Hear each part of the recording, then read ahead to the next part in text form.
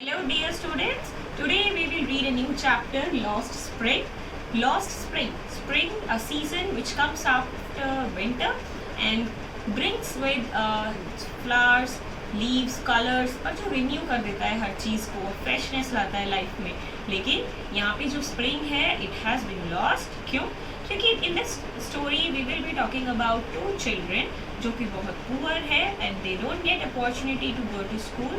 तो उनका जो राइटर कह रही है उनका कभी स्प्रिंग आना ही नहीं है बेचारे, क्योंकि वो एक ऐसी कंडीशन में फंसे हुए हैं कि वो उससे निकलकर कभी अपना स्प्रिंग है जो अपनी रिन्यू है लाइफ देख ही नहीं पाएंगे.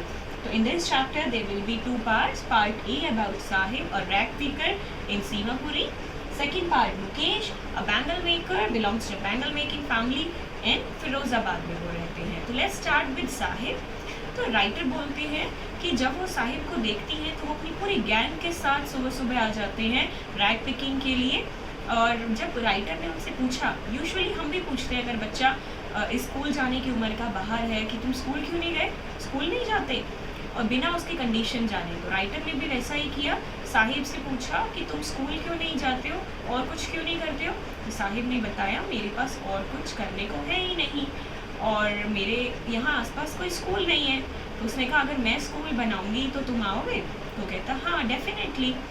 फिर थोड़े दिनों बाद राइटर का सामना फिर साहिब से होता है और साहिब उससे पूछते हैं इज़ माई स्कूल रेडी, क्या मेरा स्कूल रेडी है.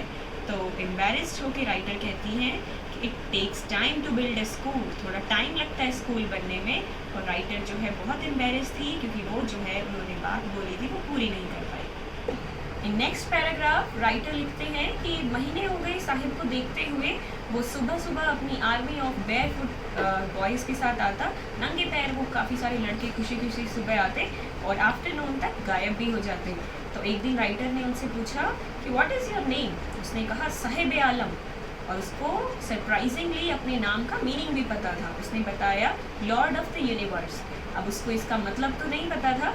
तो राइटर जो है सोच रही है कि नाम का मतलब है पूरे ब्रह्मांड का शहजादा, लॉर्ड ऑफ द यूनिवर्स, राजा पूरे ब्रह्मांड का. लेकिन अब उसकी कंडीशन तो देखो बेचारे को, he was not even wearing shoes. तो जब उसने पूछा कि तुम शूज़ क्यों नहीं पहनते हो, तो उसने कहा मम्मी शेल्फ से निकाल के नहीं देती है. तो दूसरा लड़का कहता है कि अगर देंगे भी ना तो ये उतार के फेंक देगा. तीसरा फिर की तरफ पैरों में देखा जाता है फिर उन्हें वैसे शूज़ पहने हुए थे जो मैच भी नहीं होते थे और एक ने तो कभी अपनी ज़िंदगी में शूज़ भी नहीं देखे थे. तो राइटर इस पर लिखती है कि ये एक्सप्लेनेशन तो देते हैं कि हम बेयरफुट ही घूमते हैं, it's a tradition, but writer को लगता है ये बस एक्सप्लेन कर रहे हैं उनकी जो बहुत ही पुअर कंडीशन है उसको. After this the writer narrates story. वो कहते हैं एक आदमी को मैं जानती थी यूडीपी से. वो जब छोटा था तो उसके पापा उस टेम्पल में प्रिस्ट थे और वो स्कूल से जब भी आता था तो ही यूज्ड टू स्टॉप और प्रे करता था एक पेयर ऑफ शूज़ के लिए. तो आफ्टर 30 ईयर्स जो राइटर ने रिविजिट किया उस प्लेस को तो उन्होंने देखा वहाँ पे ग्रे यूनिफॉर्म में यंग मैन आता है और he was wearing socks and shoes.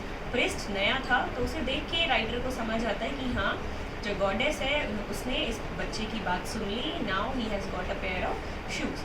लेकिन उनको जब सीमापुरी वाले बच्चों की याद आती है तो वो बोलती है कि they are not as lucky as this young boy. उसको जो है शूज़ भी नहीं मिलते हैं. सीमापुरी में अराउंड 10,000 रैग पिकर्स रहते हैं जो बांग्लादेश से आए हुए हैं माइग्रेंट विदाउट एनी आइडेंटिटी. वो राशन कार्ड पे उनके नाम है जिससे उनको जो है वोटिंग लिस्ट में उनका नाम है तो वो आ गए. उनसे बात करी जाए कि तुम यहाँ पे रैग पिकर्स बन के क्यों रहते हो तो वो बोलते हैं कि यहाँ पे कुछ तो मिल रहा है, हम खाली बेड तो नहीं सो रहे हैं ना. वहाँ पे हमारे पास एम्प्टी अगर फील्ड में हम काम कर रहे हैं विदाउट ग्रेन, लेकिन यहाँ पे at least we are getting something to eat, है ना. तो अब जो है वो रैग जो है दो मीनिंग लेके आता है. जो गार्बेज है वो दो मीनिंग लेके आता है. For children it was a gold, a heap of gold. बच्चे जो है they use to find coins in that. कभी 1 रुपये मिल गया, कभी 10, कभी सिल्वर कॉइन, कभी कुछ मिल गया. तो it was full of surprises for children और वो हैप्पीली अपनी गैंग बना के जाते थे. एडल्ट्स के लिए वो जो था एक मतलब रिस्पॉन्सिबिलिटी थी. गोल्ड उनके लिए भी था लेकिन उनके लिए क्या था, वो उनकी जो डेली लाइफ है सस्टेन करने के लिए था और बच्चों के लिए वो फुल ऑफ सरप्राइजेस था. बस फिर राइटर लिखते हैं कि वन विंटर मॉर्निंग उन्होंने फिर से साहिब को देखा। वो एक टेनिस कोर्ट के बाहर खड़े होके he was watching a game. और राइटर को बोलते हैं जब ये खाली होता है तो मैं जाता हूँ अंदर और गेट कीपर जो है मुझे झूलों पे खेलने देते हैं। This time Sahib was wearing shoes, और वो शूज़ देख के लग रहा था किसी अमीर बच्चे के छोड़े हुए शूज़ हैं, उसमें होल्स वगैरह थे। तो अब साहिब ये बातें बता रहा होता है कि मैं अंदर जाता हूँ जब कोई नहीं होता। उसके बाद वो एक स्टील का बड़ा सा कंटेनर लेके जाता है मिल्क बूथ से और बताता है I work at a tea stall now, और मैं टी स्टॉल पे काम करता हूँ, मुझे 800 रुपये मिलते हैं और मेरा खाना भी मिलता है। लेकिन राइटर ने उसका फेस देख के उससे पूछा आई यू हैप्पी? तो उसका फेस देख के पता चल रहा था कि जो केयर फ्री लुक थी उस पर रैग पिकिंग की अब नहीं है। उसके रैग के थैले से भारी वो स्टील का कंटेनर लेके वो जा रहा है। तो उसको देख के साफ पता चल रहा था we can say Sahib was no longer his own master. So second part of this story is related to Mukesh life. Mukesh जो कि एक मोटर मैकेनिक बनना चाहता था and he wanted to drive a car. He belongs to a bangle making family living in Firozabad. और writer बताते हैं कि वहाँ पर 20,000 जो चिल्ड्रन हैं वो अपनी फैमिली के साथ इसी बिज़नेस में लगे रहते हैं। बिज़नेस में क्या, इसी ट्रेडिशन में लगे रहते हैं कि बैंगल मेकिंग उनका काम है, परंपरा है, और जैसे उनके फादर ने एक्सेप्ट किया वैसे ही बच्चों ने एक्सेप्ट करना है। उसके अलावा उनके पास कोई ऑप्शन नहीं होता। और इतने हज़ार्डस कंडीशन में वो काम करते हैं, कितनी लाइट है, ग्लास का काम हो रहा है, उनको पॉलिश करना, जिससे उनकी जो है आईसाइट भी चली जाती है। और मुकेश के जो दादाजी हैं उनकी आईसाइट इसी काम में चली गई थी। और उनकी ग्रैंड मदर जो घर का पूरा देख रही थी, और बताते हैं आगे कि सभी उसी काम में लगे रहते हैं।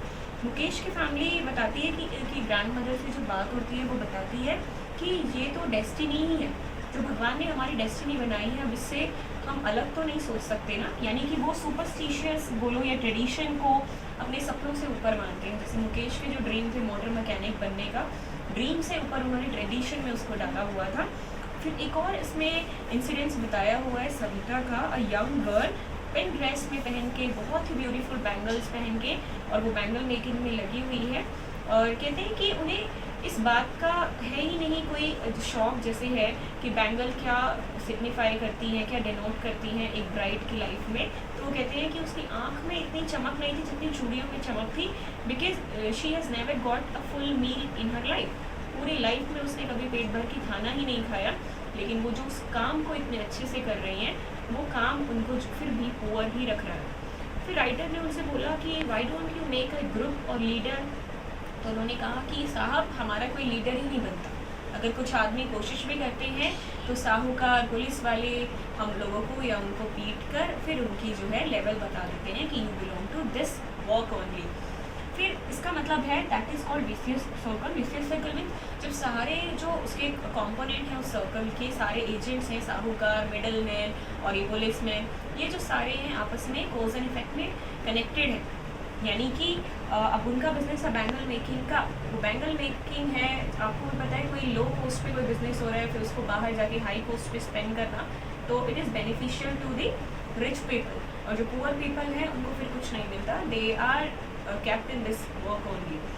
फिर मुकेश से दोबारा पूछते हैं तो वो फिर वही कहता है I want to become a motor mechanic. फिर राइटर एक इंटरेस्टिंग इंसिडेंस है कि राइटर उससे बोलती है कि do you want to fly aeroplane. उसने कहा नो, उसका जो सपना है वो मोटर मैकेनिक बनने का ही है। तो राइटर को बड़ा बुरा लगता है कि मोटर मैकेनिक बनने का सपना है इस बच्चे का, लेकिन फिर भी बट सैडली इसको इसी में रहना पड़ेगा, और ये जो इनकी पुअर कंडीशन है ये इसमें से कभी निकल भी पाएगा। So this was about this chapter. I explained paragraph wise. I hope you have understood it well. If you have any doubt, write in comment section. Good luck.